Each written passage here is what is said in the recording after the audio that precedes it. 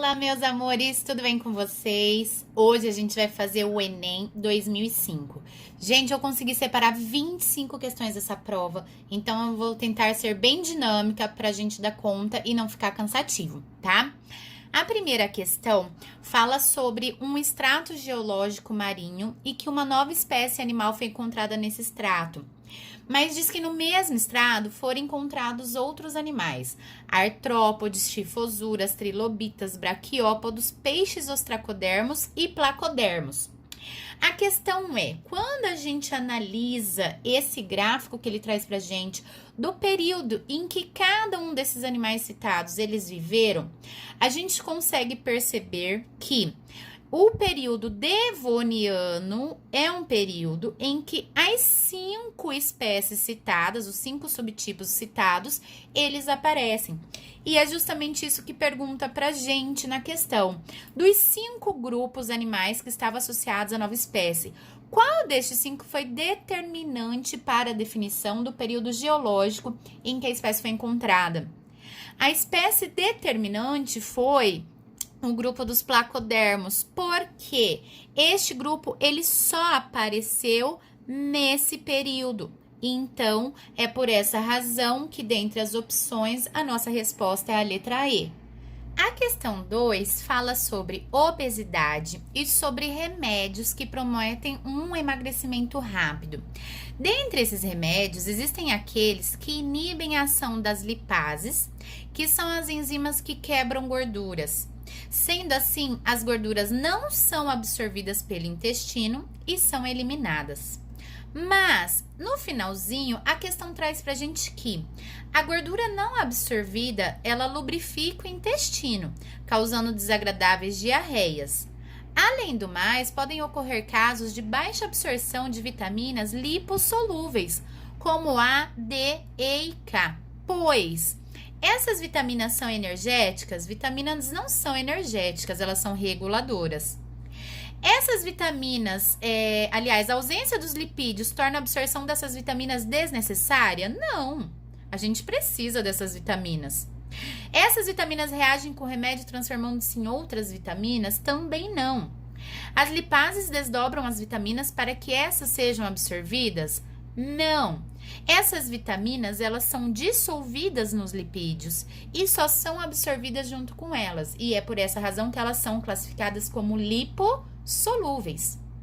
Além dessas vitaminas, nós temos as vitaminas hidrossolúveis, que são as do complexo B e a vitamina C. Vale a pena lembrar.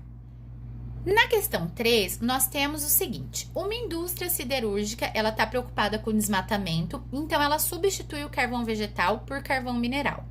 Mas o carvão mineral é um combustível fóssil, gente. E uma indústria siderúrgica emitindo o tempo inteiro esses gases da combustão de carvão mineral, ela tende a eliminar óxidos de enxofre e óxidos de nitrogênio.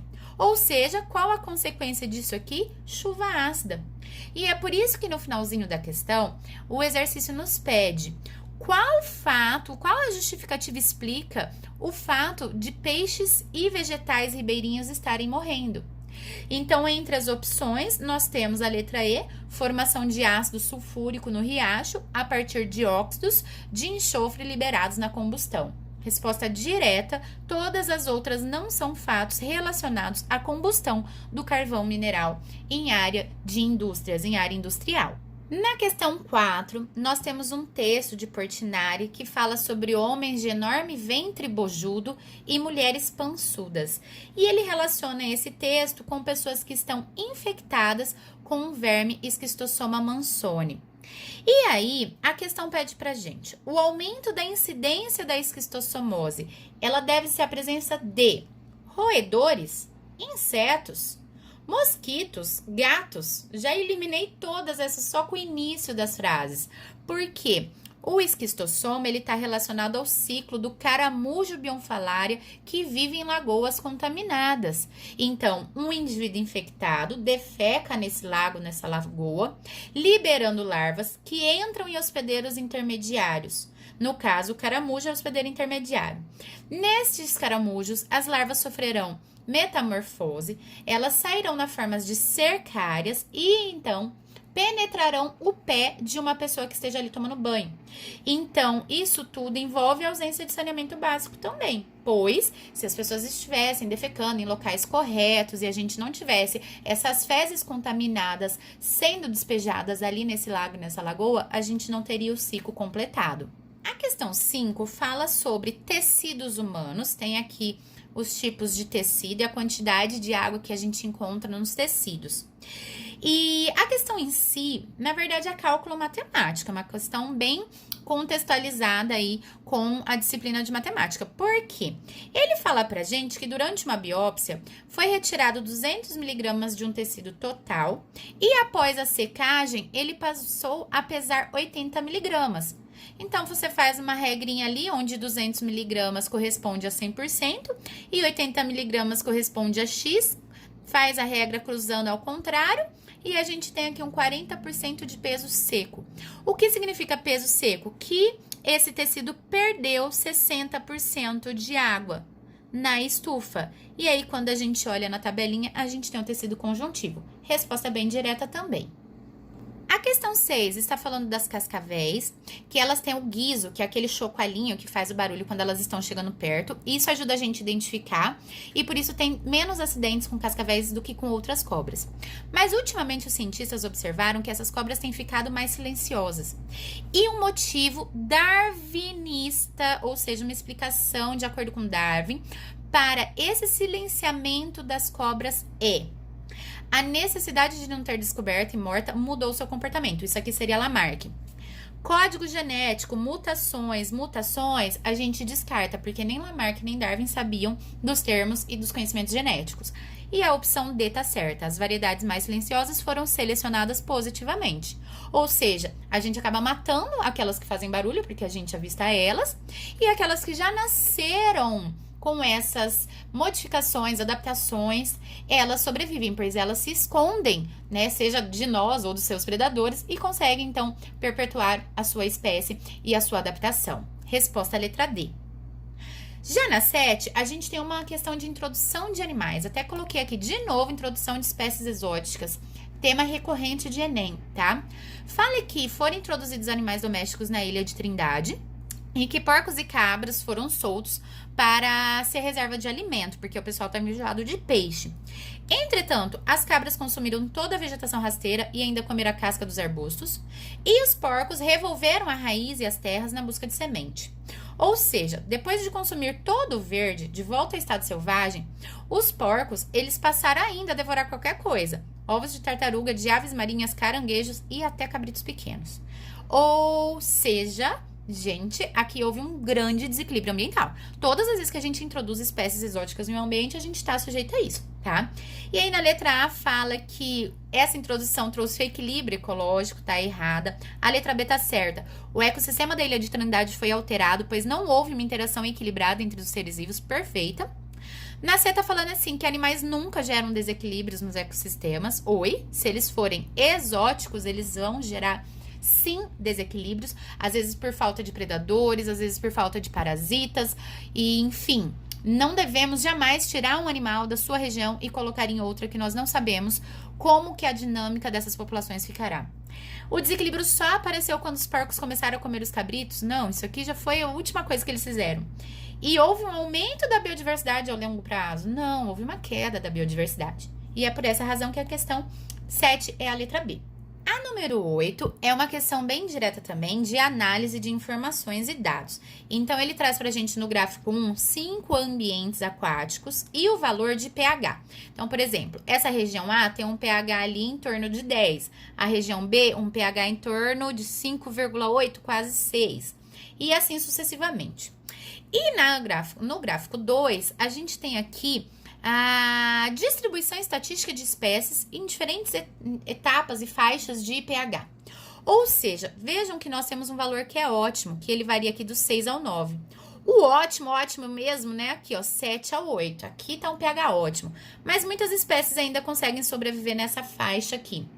Portanto, o que a gente deve esperar de um ambiente? Que quanto mais próximo a esse pH, mais espécies se desenvolverão. E é isso que a questão pede pra gente. Pode esperar o maior número de espécies em qual ambiente?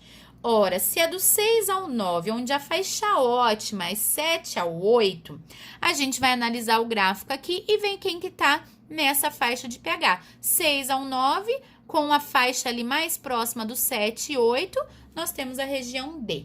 Por análise, então, de informação. Rabisca o exercício de vocês, já cansei de falar isso, tá?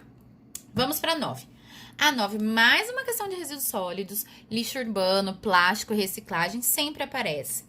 Aqui fala sobre o plástico, que aumentou muito o seu uso, e para minimizar esse problema, nós precisamos fazer uma ação. Qual ação? Proibir a produção? Não, não devemos proibir. Lembrem-se do tripé, gente, da sustentabilidade. Vou colocar aqui em cima, eu já falei na prova anterior, mas vou repetir. A gente sempre vai pensar no ambiente, ou seja, na ecologia, no ecossistema. A gente vai pensar na economia e nós vamos pensar no caráter social, tá? Então, sempre pensaremos nesse tripé. Por isso que proibir a produção de plástico não é viável, pois a base econômica será prejudicada. Incinerar o lixo ou queimar o lixo, gente, eu vou reduzir a quantidade, mas eu vou provocar vários desequilíbrios atmosféricos, tá errado. Entre a D e a E, a gente fica com a D, que fala assim: estimular a produção de plásticos recicláveis para reduzir a demanda de matéria-prima não renovável e o acúmulo de lixo. Lógico, perfeito. A gente estimula a produção de plástico reciclável. Agora, só reciclar o material para aumentar a qualidade do produto. Primeiro que isso aqui já é difícil, né? Um produto reciclado, ele não tem uma qualidade igual. Mas, se a gente aumentar a qualidade do produto e facilitar a sua comercialização, aí a gente vai aumentar ainda mais a quantidade de plástico no planeta e não é o que a gente quer. Por isso que a resposta certa, adequada, é a letra D. A questão 10 está falando de transgênicos e vai trazer pra gente algumas obras na outra página para nós relacionarmos a uma pesquisa transgênica. Essa questão é maravilhosa. Então, se fosse para você escolher uma ilustração para um artigo sobre transgênicos, obviamente que dentre as opções, nós escolheríamos a letra B, que tem aqui uma mistura de humano com peixe, ou seja, um exemplo bem tosco e grosseiro de uma transgenia. A questão 11 também está falando de transgênicos, mas conta a historinha da soja transgênica, como ela é produzida. Então, a partir de 200 plantas, seleciona as 10 mais estáveis, depois você pega essas 10 mais estáveis, coloca ela para reproduzir, aplica herbicida em doses maiores, 3 vezes superiores às iniciais, e dali retira as mais resistentes. O fato é que, veja um finalzinho, essas duas últimas linhas, o que ele traz pra gente, que é o que a questão quer. Aqui, ó, os riscos ambientais da soja transgênica são pequenos, já que ela não tem possibilidade de cruzamento com outras plantas e o perigo de polinização cruzada com outro tipo de soja é de apenas 1%. O exercício pergunta: a soja transgênica, segundo o texto, apresenta baixo risco ambiental por quê?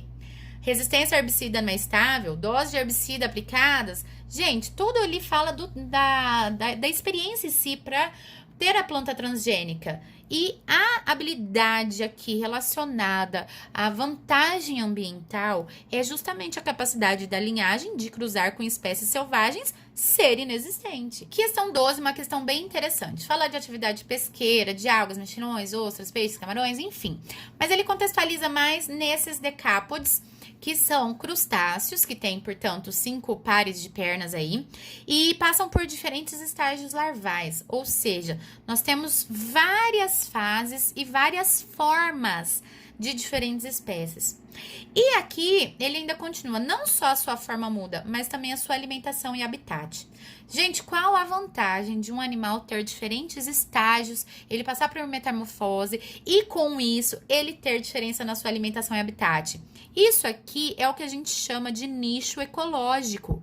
Ou seja, se esse animal, ele tem um nicho ecológico diferente, ele tem uma alimentação diferente deste, que tem alimentação diferente deste, e por consequência deste, eu tenho uma baixa competição, e isso leva à sobrevivência no ambiente. Então, diferentes nichos ecológicos levam à diminuição da competição. E a resposta aqui está direta também. Essa metamorfose apresenta uma vantagem importante para a sua sobrevivência, pois diminui a competição entre os indivíduos da mesma espécie. Pronto. A questão 13 fala sobre um produto cosmético que utilizou-se DNA vegetal. Vejam só. Tem o produto aqui, mas a pergunta diz assim: sobre as características químicas dessa molécula essencial à vida.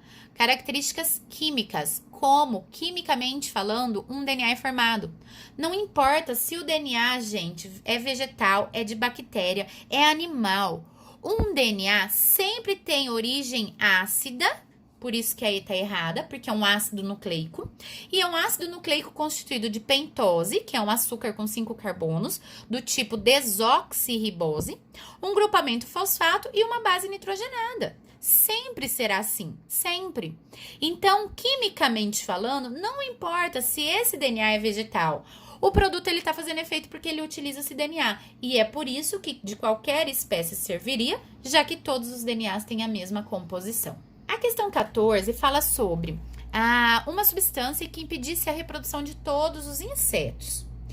Com isso, seria vantajoso do ponto de vista de pragas, né? E também a diminuição de vetores de doenças. Mas teríamos grandes problemas com a diminuição drástica de plantas que dependem dos insetos para polinização. Algas, pelo amor de Deus, algas não são plantas, tá? Briófitas, pteridófitas não possuem pólen. Gimnospermas e angiospermas possuem pólen, mas dependente de insetos, somente as angiospermas, pois elas têm o atrativo floral, com perfumes, com texturas e com cores que atraem os animais para fazer essa polinização. A polinização, gente, de gimnospermas como pinheiros, elas normalmente acontecem pelo vento, tá? Por essa razão que a questão é a letra E. Questão 15, uma questão de ecologia, fala sobre reservatórios de água que podem estar suscetíveis a poluições, né? Poluições, seja de origem doméstica ou industrial. O fato é que, para você detectar quando uma água ela é poluída, né, você precisa de equipamentos e testes demorados, e por isso que eles têm utilizado agora biodetectores, ou seja, seres vivos, como peixes, que podem detectar a presença de poluentes na água. Nesse sentido, eles fizeram um experimento. Pegaram 2 grupos de cada espécie de peixe e colocaram a mesma quantidade de poluentes e observaram por 24 horas. Quando a gente analisa o desenvolvimento dessas espécies ao longo das 24 horas, a gente tem que refletir. Qual das espécies de peixe é mais indicada para ser utilizada como detectora de poluição? Gente, se eu preciso detectar uma poluição na água que pode trazer para nós vários desequilíbrios à saúde humana, eu preciso de um teste, rápido. Então, se eu pegar espécies que são resistentes, olha quanto tempo essa espécie demorou para começar a morrer. Essa espécie que nem morreu, ela é totalmente resistente a esses poluentes.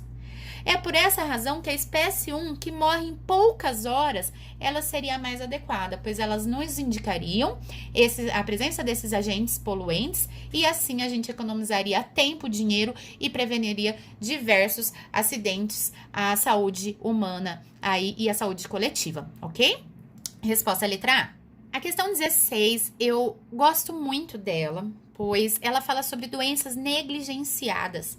E é um tema que faz importante a gente estar sempre lembrando, tá? Por quê?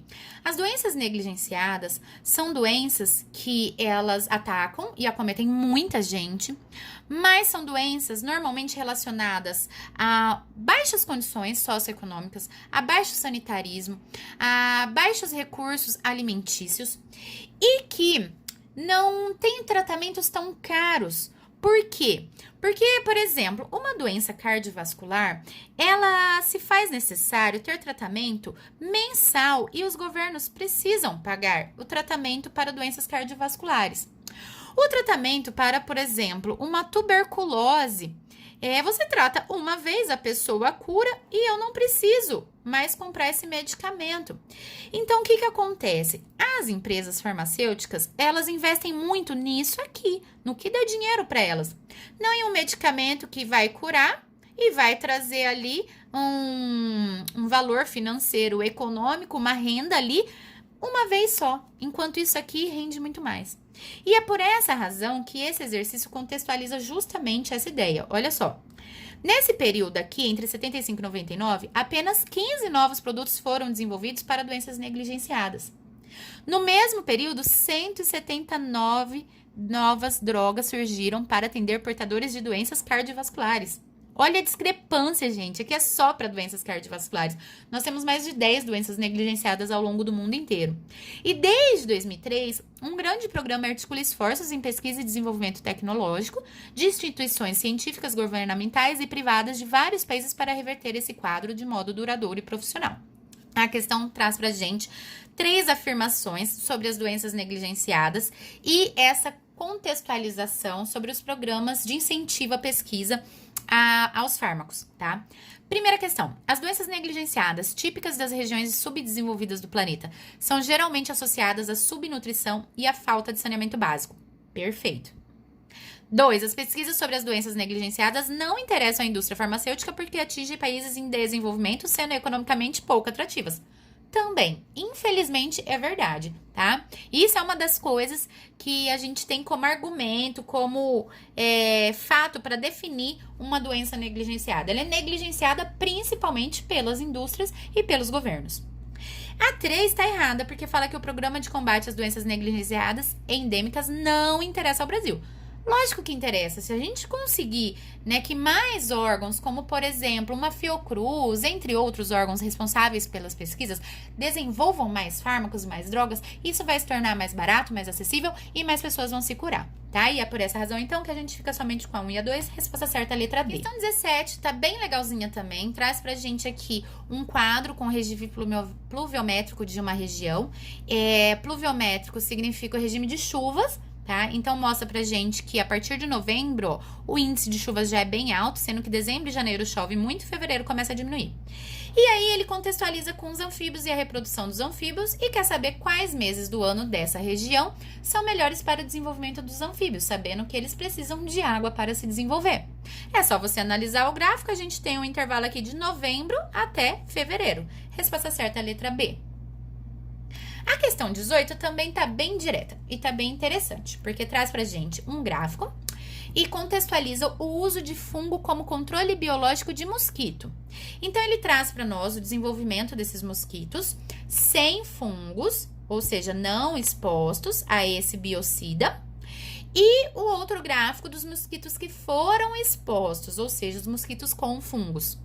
E aí, gente, aquilo que eu acabei de falar, vai riscando, vai relacionando dias, dados, números, para vocês conseguirem tirar dados específicos de tabelas e de gráficos, tá? E informações que a gente precisa para responder as questões. Como, por exemplo, aqui.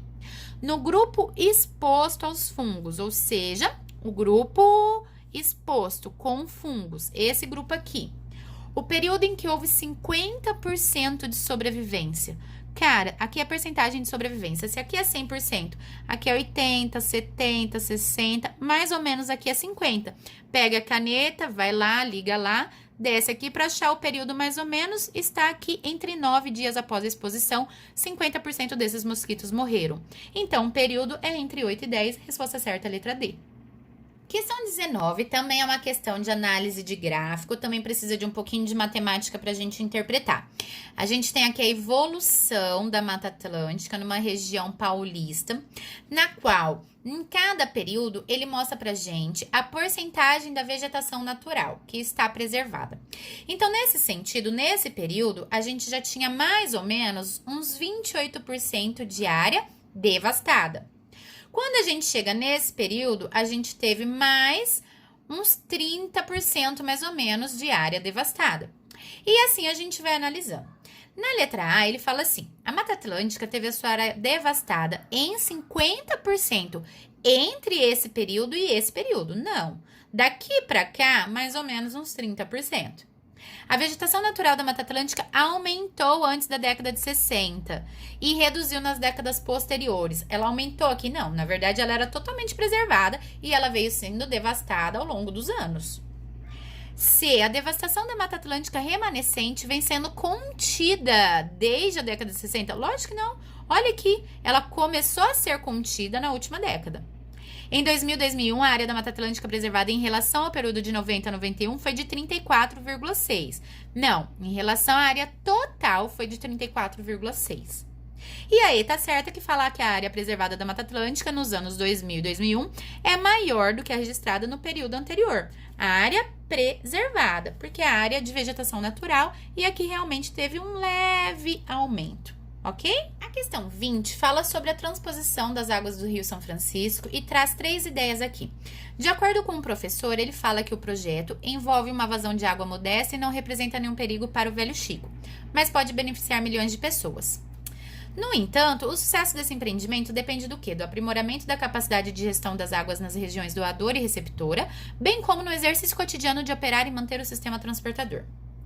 Para alguns cientistas que foram convidados pela Sociedade Brasileira de Pesquisa Científica, eles têm inúmeras incertezas do projeto de transposição, pois eles afirmam que a água por si só não vai gerar desenvolvimento. E será preciso implantar sistemas de escoamento de produção, capacitar e educar pessoas, entre outras ações. Então, com essas ideias confrontadas, a gente pode concluir que as perspectivas de sucesso dependem integralmente do desenvolvimento tecnológico? Não. Também depende, por exemplo, de capacitação e educação das pessoas. Essa ação, ela independe de ações sociais? Claro que não. Esse projeto, ele evita induzir ou incentivar a gestão participativa dos recursos hídricos? Não, pelo contrário, precisamos, é necessário. A letra D está certa, que fala que o projeto deve ir além do aumento de recursos hídricos e remeter a um conjunto de ações para o desenvolvimento das regiões afetadas. Entra na ideia do tripé da sustentabilidade que eu já falei para vocês também, ambiente, economia e sociedade, tá? E aí fala que as perspectivas claras de insucesso inviabilizam sua aplicação. Com as informações do texto, a gente não tem claramente ali que não vai funcionar e é por essa razão que aí está errada. Na questão 21, a gente tem mais uma questão que fala sobre estágios larvais de insetos dessa vez e traz 2 hormônios pra gente. A equidizona, que é responsável pelas mudas, e o hormônio juvenil, que é responsável pela fase larval dos insetos. Conforme esses insetos passam pelas mudas e vão crescendo, o hormônio juvenil, ele vai diminuindo. Então, cada vez menos eu tenho esse hormônio, até que chega na fase adulta, não tem mais hormônio juvenil, mas ele continua realizando as mudas por causa da equidizona, tá? O exercício traz pra gente o seguinte, que os cientistas descobriram que algumas árvores produzem um composto químico muito semelhante ao hormônio juvenil, e a vantagem de uma árvore que produz uma substância que funcione como hormônio juvenil é que a larva do inseto, ao se alimentar da planta, ingere esse hormônio. E se a larva está ingerindo esse hormônio o tempo inteiro, esse hormônio não está diminuindo. Ele não vai chegar nessa fase adulta. E se não chega à fase adulta, ele não se reproduz. Então, a resposta também está direta, a resposta é a letra A. Na questão 22, nós temos o perfil da concentração de oxigênio ao longo dos milhares de anos. Então, vejam que aqui a gente tem uma concentração de aproximadamente 13, 14. Nós já tivemos picos e quedas, mas houve um grande pico que fica ali aproximadamente 300 milhões de anos atrás. Nós tivemos uma grande queda nesse oxigênio, que foi aproximadamente 250 milhões de anos atrás, e atualmente a nossa faixa aqui de oxigênio está nos 20%. Com essas informações e com tudo que a gente sabe que o oxigênio é necessário para a produção de ATP e com isso o metabolismo dos seres vivos, ele fica mais acelerado ou menos acelerado com a presença de oxigênio, nós podemos concluir que a concentração de nitrogênio atmosférico se manteve constante nos últimos anos. Cara, o gráfico não está trazendo informações do nitrogênio. E com certeza ele não se manteve constante ao longo dos anos. Mas o fato é que nós não temos dados aqui para falar da letra A. Letra B. A produção de energia dos organismos causou a extinção em massa? Lógico que não. Se eu tenho oxigênio, eu tenho mais produção de ATP. Agora, se eu tenho menos oxigênio, eu tenho menos ATP. Ou seja, produção de energia dos organismos fotossintéticos produz oxigênio. Oxigênio não causa extinção. A falta do oxigênio, a falta da fotossíntese causa extinção em massa, que foi o que aconteceu nesse período. Você tá certíssima, fala que o surgimento de animais gigantes pode ser explicado pelo aumento de concentrações de oxigênio atmosférico, o que possibilita uma maior absorção de oxigênio por esses animais e, como a gente já sabe, melhora o metabolismo e produz mais ATP. Certíssima. A D fala que gás carbônico causa mutações, tá errada. E na E fala que a redução de oxigênio permitiu o aumento da biodiversidade. Redução de oxigênio aumenta a biodiversidade? Ao contrário, né? Já na questão 23, nós temos uma questão que fala sobre a geração nuclear de eletricidade e o lixo atômico. E o exercício pergunta para nós por que existe essa complexidade do problema do lixo atômico. Por que isso é um problema? Porque o lixo atômico ele emite radiações nocivas por milhares e milhares de anos, em um processo que não tem como ser interrompido artificialmente. Essa é a alternativa certa. A B fala que o lixo ele acumula-se em quantidades bem maiores do que o lixo industrial. O lixo atômico em quantidade é bem menor, mas o cuidado é muito maior. O lixo atômico é constituído de materiais orgânicos? Não. Ele exala continuamente gases venenosos? Graças a Deus que não, né? E ele pode destruir a camada de ozônio e agravar o efeito estufa? Não. O problema principalmente é ele emitir as suas radiações e causar mutações nos seres vivos, tá? Esse é o principal problema e é por isso que existe toda essa problematização. Então, 24, nós temos um modelo de evolução dos primatas. Sempre aparecem questões de análise de árvores filogenéticas. Isso aqui é bem fácil, é só analisar também, achar os dados, tá? Aqui, o exercício pede pra gente onde há a divergência entre os macacos do Velho Mundo e o grupo dos grandes macacos. Macacos do Velho Mundo e o grupo dos grandes macacos. Divergência é aquele ancestral em comum que eles tinham, mas que um grupo foi para uma região e outro grupo para outra região. E nisso eles foram desenvolvendo, adaptando-se, espécies foram morrendo e as novas características foram se apossando do lugar de acordo com que eles estivessem adaptados àquele ambiente. Então, o ponto de divergência é o ponto que leva à evolução, gente. É o ponto que distingue as novas linhagens de um ancestral em comum. Todos os nós têm pontos de divergência, tá? Os nós são da onde os ramos se abrem. Neste sentido, quando a gente analisa ali em cima, tá próximo dos 40 milhões de anos, resposta direta também. E para finalizar, uma questão que traz pra gente 3 municípios e os lixos, os tipos de poluição que eles possuem. E aqui do lado tem a legenda. Então, por exemplo, lixo sólido, poluição do ar, esgoto aberto, dejetos tóxicos e poluição sonora. Neste sentido, nós temos que analisar qual dejeto, qual tipo de poluição está em maior quantidade em cada cidade e pensar em medidas de combate à poluição para cada uma delas. Então, analisando as cidades, os municípios, em X, a gente tem mais dejetos tóxicos. O que a gente faz com dejetos tóxicos? Controla esse despejo industrial. Em Y, nós temos mais lixo. O que a gente faz com lixo? O manejamento do lixo. Seja com a reciclagem, seja com a reutilização, seja com a coleta seletiva, temos que manejar esse lixo de maneira adequada.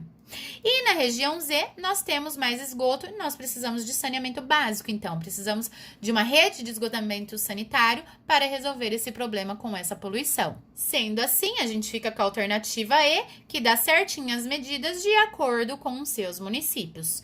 É isso, meus queridos. Espero que vocês tenham gostado. Semana que vem tem mais. Deixem seu like, seus comentários, envia para os amigos. Um beijo e não se esqueçam, sigam a gente no Instagram. Um beijo!